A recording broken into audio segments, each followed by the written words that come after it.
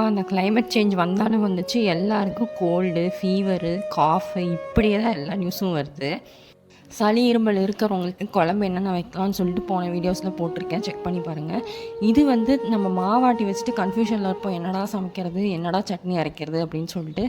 அந்த மாதிரி டைமில் இந்த சட்னியை ட்ரை பண்ணி பாருங்கள். செம்ம டேஸ்ட்டாக இருக்கும். அதுக்கு ஒரு 5லேருந்து 6 தக்காளி, ஒரு பெரிய வெங்காயம், கொஞ்சமாக வந்து சோம்பு, அது கூடவே வந்து என்கிட்ட வரமிளகாய் இல்லைன்றதுனால நான் வந்து வீட்டில் அரைச்ச சில்லி ஃப்ளேக்ஸ் போட்டுக்கிறேன். அது கூடவே உப்பு, கொஞ்சமாக எண்ணெய் வதங்கிறதுக்கு. இது எல்லாத்தையும் போட்டு நல்லா வதக்கி எடுத்துக்கோங்க.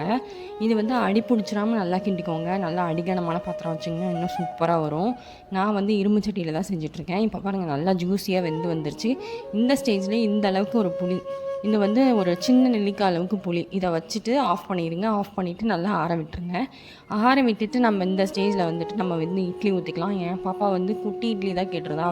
அவளுக்கு வந்து இந்த குட்டி இட்லி, குட்டி தோசைலாம் ரொம்ப ரொம்ப பிடிக்கும். அதனால் நான் வந்து அவளுக்கு ஒரு தட்டு குட்டி இட்லி போட்டு வச்சுருவேன். எப்போவுமே தோசை போட்டாலும் அது மாதிரி தான் போடுவேன். குட்டி இட்லியும் ஊற்றியாச்சு, எங்களுக்கு வந்து பெரிய இட்லியும் ஊற்றி வச்சாச்சு. இட்லி வந்து செம்ம சாஃப்ட்டாக இருக்கும். இதை வந்து மாவு எப்படி அரைக்கிறதுன்னு சொல்லிட்டு நான் ஆல்ரெடி ரொம்ப நாளைக்கு முன்னாடியே வீடியோ போட்டிருப்பேன். அதையும் செக் பண்ணி பாருங்கள், நம்ம சேனலில் இருக்கும். இட்லி வெந்துட்டுருக்கு கேப்பில் சட்னி வந்து நல்லா ஆறி வந்திருக்கும். இப்போ வந்து மிக்ஸி ஜாரில் போட்டு அரைச்சிட்டு அதை வந்து நம்ம தாளிச்சிக்கலாம். தாளிக்கிறதுக்கு நல்லெண்ணெய் சேர்த்துருக்கேன். நல்லெண்ணெய் கொஞ்சமாக போட்டுட்டு கடுகு போட்டுட்டு கருவேப்பிலை போட்டு தாளித்தா வந்து சட்னியோட வேலை முடிஞ்சுது. இந்த சட்னிக்கு வந்து உங்கள் காரம் இன்னும் கொஞ்சம் வேணும் அப்படின்னா, ஆக்சுவலாக இது கார சட்னி தான். பாப்பாவுக்கு வந்து கொஞ்சம் ஃபீவர் வர மாதிரி இருக்குது அப்படின்றதுனால நான் காரம் போடல, கம்மியாக தான் போட்டிருக்கேன். ஆனால் இது வந்து கார சட்னி தான். நீங்கள் மிளகா எக்ஸ்ட்ரா போட்டிங்கன்னா சட்னி வந்து வேறு லெவலில் இருக்கும். நீங்கள் வேறு எதுவுமே ஆட் பண்ண தேவையில்லை. சூப்பராக இருக்கும் இட்லி, தோசைக்கு எல்லாத்துக்குமே.